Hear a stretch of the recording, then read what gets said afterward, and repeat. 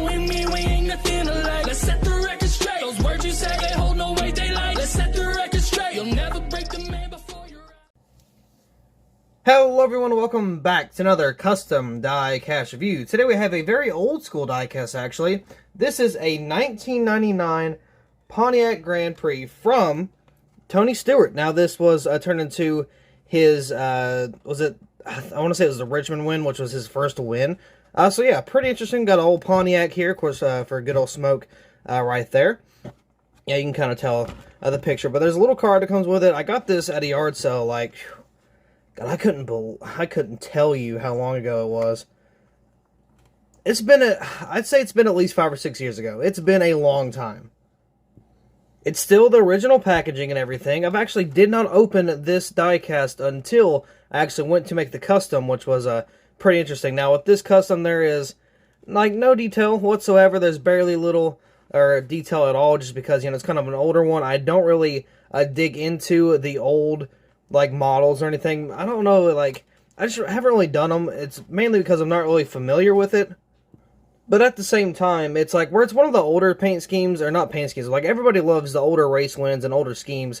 But, I mean, I don't know. I feel like it's not as popular as the newer ones. And not to mention, I don't have a lot of knowledge with, you know, the detail with, you know, back in the day. So I don't want to detail something wrong, even though I detail my gas tanks wrong. But you know what I mean.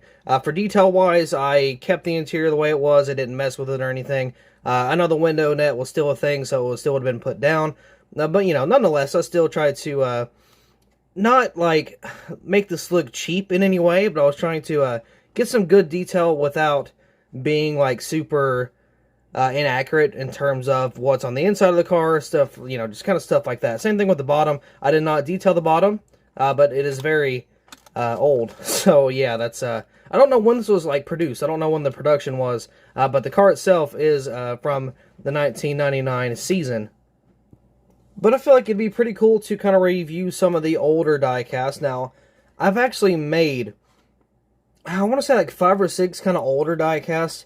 And honestly, I didn't think about reviewing them because I didn't know nothing of the race. You know, if I went to go back to watch the race, it'd be like poor quality. You know, the audio may be kind of hard to hear or hard to understand depending on what year it is, depending on, you know, what it was uploaded to, stuff like that, right? So, I mean, I don't know if I'm still going to do the older diecast. I know a lot of people would like that, but I don't know. But I am running out of content. So, I've only got, like, I don't know, maybe a little under a week of just diecast, and not including haulers, because I do have, like, 2 or 3 haulers I have to review, or I have not reviewed yet. And, like, in terms of actual diecast, I've got about 3 or 4 days of content. So, you know, going to be pretty interesting. But I did just order 2. Well, I'm going to order 1. It's the Coke 600 paint scheme for Alex Bowman from 2021. It is the metal chassis edition. And then I ordered a 124 that's going to be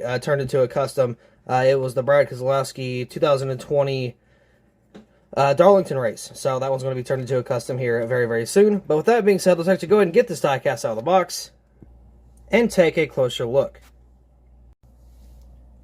So here's the diecast out of the box. Let's actually take a closer look at the little card here, because normally I wouldn't review the cards when I do customs because it's something we've already seen on the channel.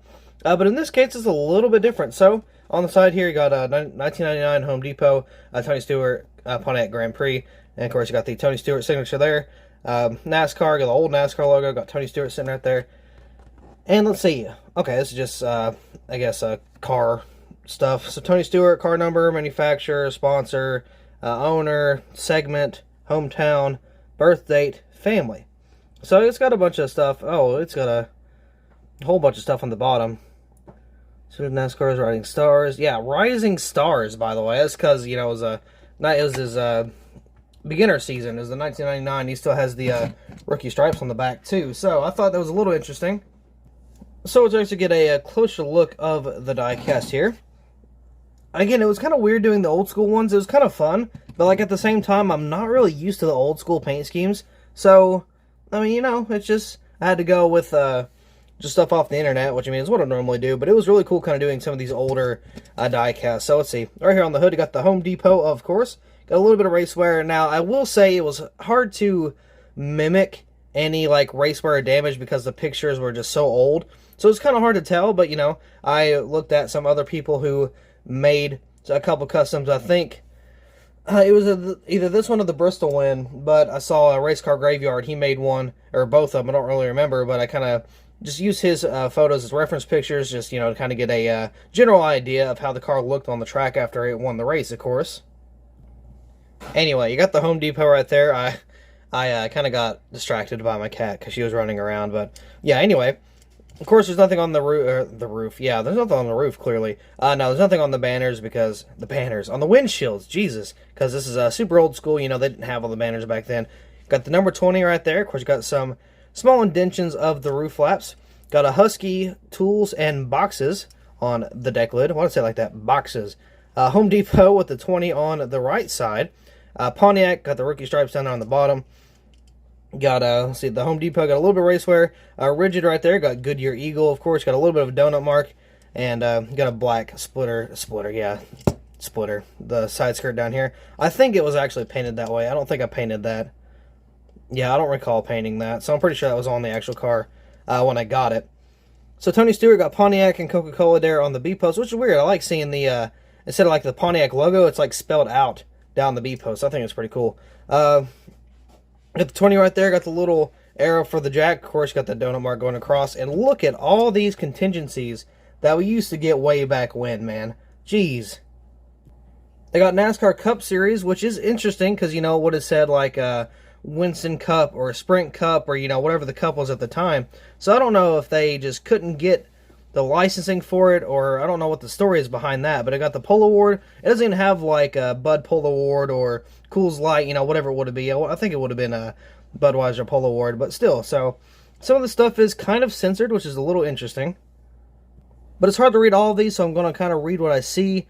Autometer, Spicer, Mechanics Wear, can't tell what that one is. Nomax, maybe? Let's see. There's something at the top that's covered in dirt and grime. It's kind of hard to tell. Holly, Comp, Mac Tools, let's see, EA Sports, even though it looks like an M, Jessel there, 3M, Goodies, Ray Bestos, and Blimp. I don't know if that's Goodyear or not. I don't think so. But anyway, speaking of Goodyear, got a very small Goodyear logo above the wheel well here. So we got some worn out Goodyear tires there.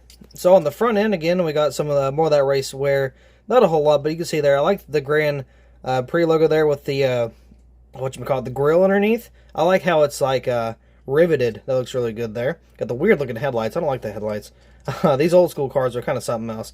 Goodyear once again got some more race wear. Got a more worn out tire. I did paint the axles black, which I forgot I did that actually. All the contingencies down there. I got 20.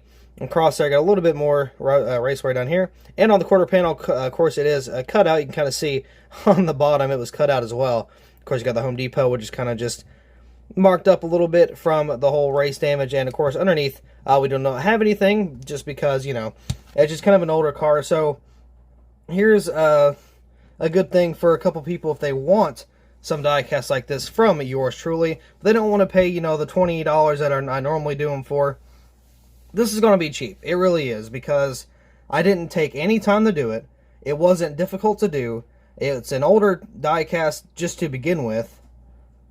There's not a whole lot of detail, so when I charge my work, it's like, it's based off how difficult it was or how much effort I put into it. There was not a lot of effort into this one.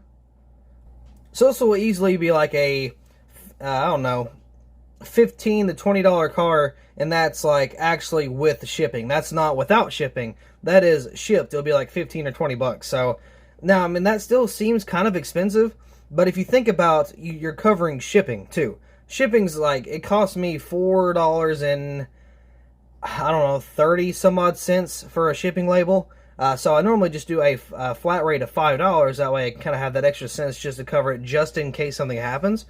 So, you know, I'm not really making anything off of the shipping. So if I sell a car for $15 and then $5 shipping, I'm only making $15, not including what I paid for the car originally. So it's actually less than 15, but again, I didn't put a lot of work into this, so, you know, I'm not going to price it super high just because, you know, it's something that I wanted to get rid of or sell for profit. No, it's based off of how I do the work, how much time goes into it, how difficult it was, you know, just kind of those things.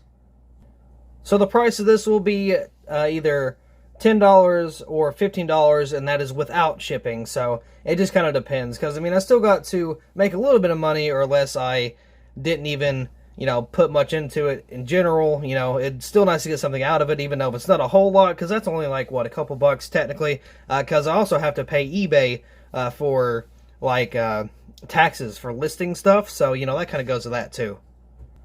But anyway, with that being said, I do believe that will be all for this diecast, custom diecast review, actually. Oh, first things first, this will be available on the Bottom Bag Diecast eBay page. I know I kind of talked about the pricing, so you may have already kind of expected that, but this will be, it may not be the next wave, but it might be the one after. I'm not too sure, because I'm trying to work on something for the next wave right now, but we'll see. We'll see how it goes.